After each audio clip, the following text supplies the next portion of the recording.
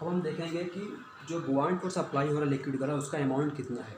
तो जो भी बुआंट फोर्स लिक्विड अप्लाई कर रहा है उसका अमाउंट उस ऑब्जेक्ट जो इमर्स हो रहा है उसके द्वारा जितना वाटर या जितना लिक्विड बाहर डिस्प्लेस किया गया उसके वेट के बराबर होता है। ठीक, बुआंट फोर्स की वैल्यू हम लोग आर्किमिडीज प्रिंसिपल के बेस पे निकालते हैं। ठीक है ना, वो प्रिंसिपल के आगे पढ़ेंगे। तो आप इतना फिलहाल सुनिएगा, ध्यान रखिएगा इसको। The amount of buoyant force या फिर the amount of upthrust will be equal to the weight of the water या liquid displaced by the object during immersion. Immersion के दौरान, डूबने के दौरान जितना लिक्विड बाहर की तरफ डिस्प्लेस किया गया था उस लिक्विड के वेट के बराबर ही बुआंट फोर्स उस ऑब्जेक्ट पे लगा हो। ठीक, इस तरीके से कैलकुलेट करते हैं बुआंट फोर्स को हम लोग। ठीक है, तो हमने बुआंट फोर्स का डिपेंडेंसी देखा, किन किन फैक्टर पर डिपेंड, दो फैक्टर डिपेंड करता है, density of the liquid and volume of the immersed object. ठीक है, और बुआंट फोर्स होता क्या है, ये सभी लिक्विड की टेंडेंसी होती है, बेसिक प्रॉपर्टी होती है। इसके बाद बुआंट फोर्स का वैल्यू कितना होता है ये देखा हमने। अब हम देखेंगे आर्किमिडीज प्रिंसिपल। ठीक, बुआंट फोर्स के कुछ डेली लाइफ के अनुभव हैं जो आपके बुक में भी लिखा हुआ है। जैसे people do not drown in the Dead Sea. Dead Sea में यानी समुद्र में पीपल जल्दी नहीं डूबते। क्यों? क्योंकि समुद्र में जब पीपल तैरते हैं तो उनके ऊपर बुआंट फोर्स समुद्र का पानी ज़्यादा लगाता है।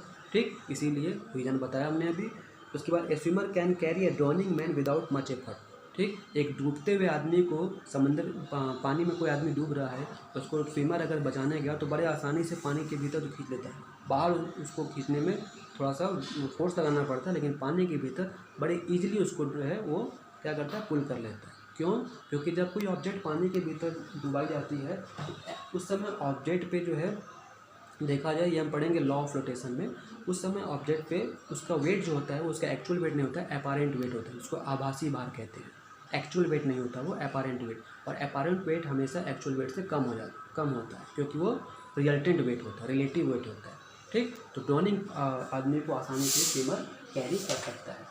ठीक, उसके बाद कोई बड़ा पत्थर है, हाँ, उसको आप देखिए, कुएं से पानी अगर खींचे हो कभी आप, जब तक बाल्टी पानी के भीतर कुएं में रहता है तो आपको बाल्टी हल्की लगती है, लेकिन जैसे ही बाहर निकालते हैं उसका वेट बढ़ जाता है। ऐसा क्यों?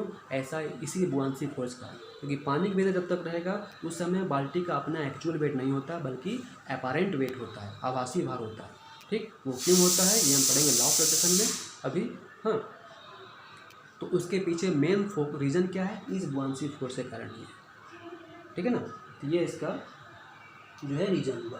अब हम देखेंगे अगला हमारा टॉपिक है आर्किमिडीज प्रिंसिपल। इसी बुआंट फोर्स बना हुआ है।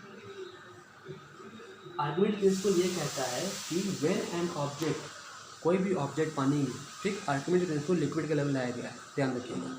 ठीक, आर्किमिडीज प्रिंसिपल ये कहते हैं कि when an object is wholly मतलब completely, when an object is completely और partially immerse in the liquid, ठीक, it experience a buoyant force that is equal to the weight of the liquid displaced by the object.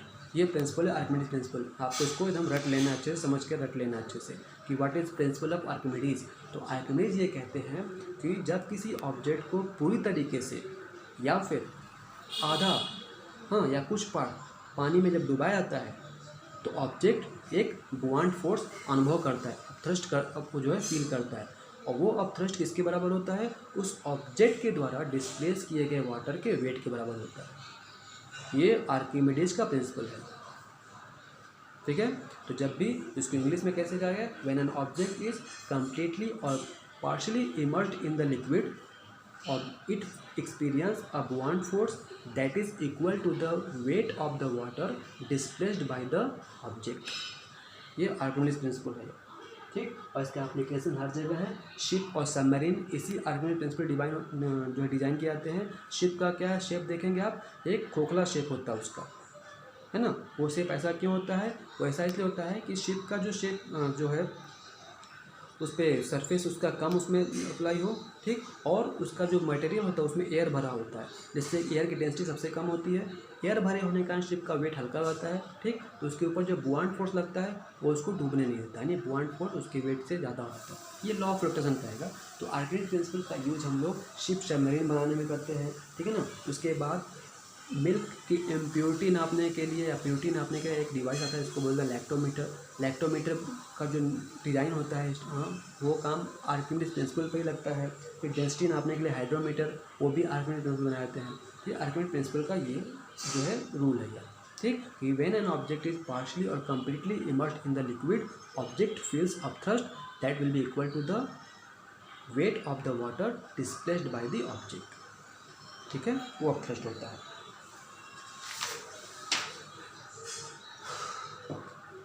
उसके बाद आता है law of flotation, तैरता है कैसे कोई ऑब्जेक्ट।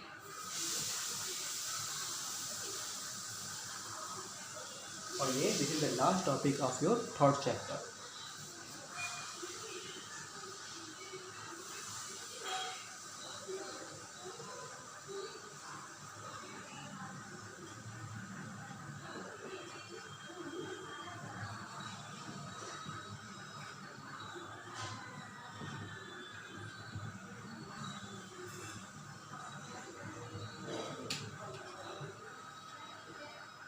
अब लॉ ऑफ फ्लोटेशन पढ़ने के लिए हम एक पहले सिनेरियो देखेंगे।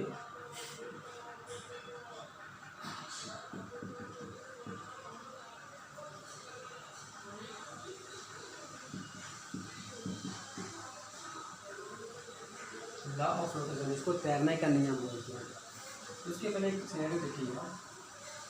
ये मान लीजिए कोई लिक्विड भरा है इसके भीतर, ठीक है, और ये कोई ऑब्जेक्ट है, ठीक। जब ऑब्जेक्ट आप लिक्विड में डुबाते हैं तो ध्यान से देखेंगे आप, एक तो लिक्विड पे नीचे से ऊपर की ओर एक अपथ्रस्ट काम कर रहा है, ठीक है, और एक ऑब्जेक्ट का जो वेट है, वेट ऑफ द ऑब्जेक्ट, ये काम कर रहा है। एक थ्रस्ट नीचे से ऊपर की ओर और ऊपर से नीचे की ओर डाउनवर्ड डायरेक्शन में वेट ऑफ द ऑब्जेक्ट काम कर रहा है। इस ऑब्जेक्ट पे दो प्रेशर काम कर, दो फोर्स काम कर रहे हैं।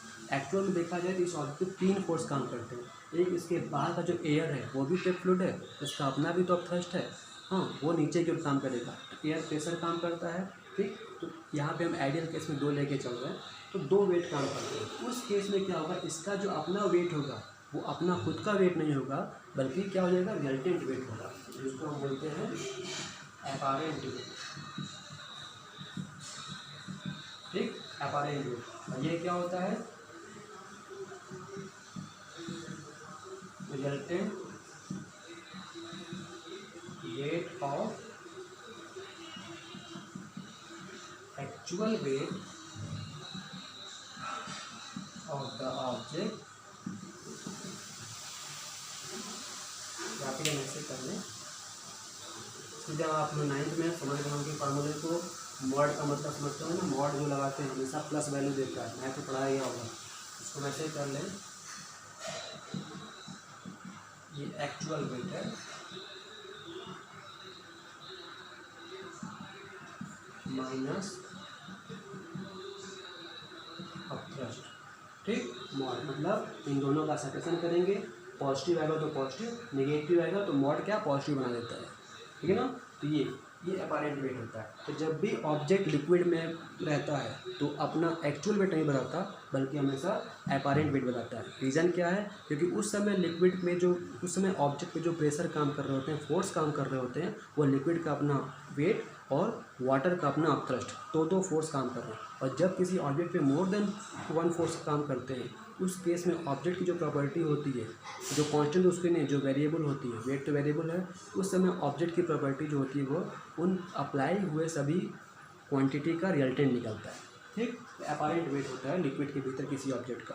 तो इसीलिए बाल्टी हल्की लगती है, क्योंकि जब बाल्टी पानी में होती है तो बाल्टी का अपना वेट नीचे तरफ जा रहा है और लिक्विड का थ्रस्ट ऊपर की तरफ जा रहा है, तो इन दोनों का रिजल्टेंट जो आएगा वो बाल्टी के एक्चुअल वेट से कम होता है, इसीलिए बाल्टी हल्की लगती है पानी के भीतर। तो याद रखिएगा, जब भी लिक्विड की बात करेंगे उसके भीतर कोई ऑब्जेक्ट होगा तो उस ऑब्जेक्ट का वेट अपना नहीं बल्कि अपैरेंट वेट होता है, ठीक है। अब हम देखेंगे लॉ ऑफ फ्लोटेशन, 3 रूल दिया गया है।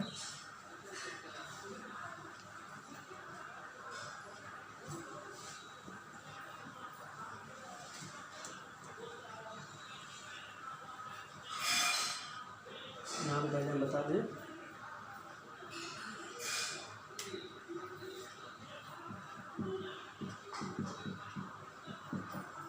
वेट ऑफ द ऑब्जेक्ट हम लोग दिखाएंगे WO से, और बुआन फोर्स ऑफ लिक्विड इसको दिखाएंगे WL से। ठीक, ये तो सिंबल है। अब यहाँ पे बनाते हैं 3 फिगर। पहला नंबर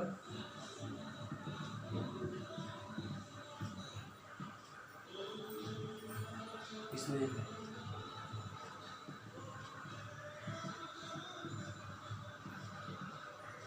ये ऑब्जेक्ट पड़ा हुआ है। ठीक, और दूसरा है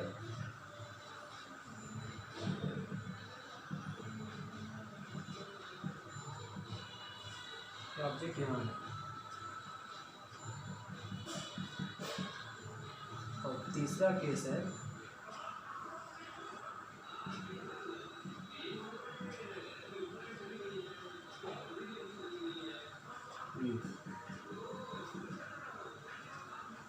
ये ऑब्जेक्ट। 3 केस है। ठीक, पहले केस में जो ऑब्जेक्ट है वो फुल्ली इमर्स है, दूसरे केस में ऑब्जेक्ट इमर्स है सरफेस को टच करते हुए। ठीक, इसको बोलते हैं इक्विलिब्रियम पोजीशन। जो जब वाटर के अपर सरफेस से ऑब्जेक्ट टच करते हुए तैरता है तो बोलते हैं इक्विलिब्रियम पोजीशन। ठीक, और तीसरा है कि ऑब्जेक्ट का कुछ पार्ट डूबा हुआ है, कुछ पार्ट ऊपर की ओर है। ठीक, तो पहला केस में क्या है, इस केस में ऑब्जेक्ट कब डूबता है, आप अनुभव करिए। ऑब्जेक्ट तब डूबेगा जब हम कहते हैं भारी है।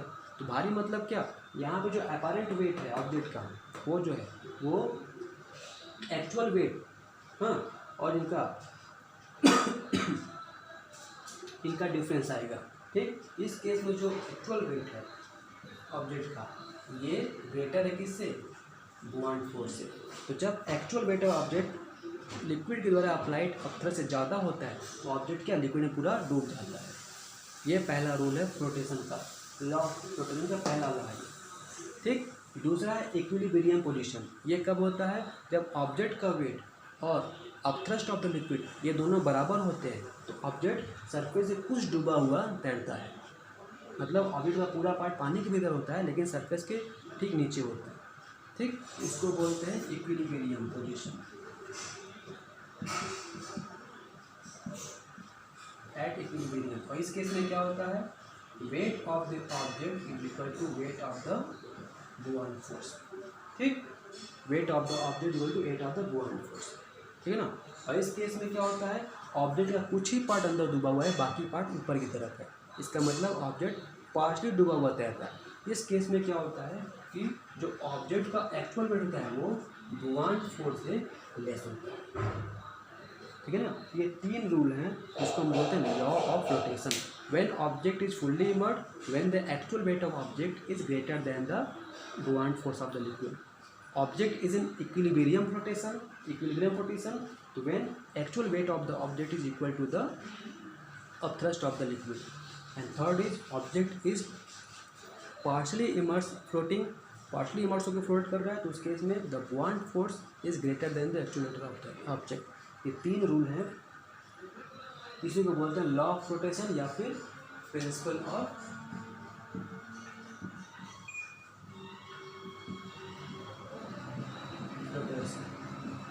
ठीक है।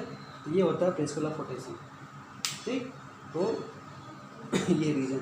अब ये आप इसको देखिएगा, समझेगा, कन्फ्यूज़न होगा आप सभी लोग को तो हमसे वापस पूछेगा, फिर मैं वैसे बताऊँगा। फिलहाल आपका टॉपिक यहाँ पे ये चैप्टर का पूरा होता है। Thank you.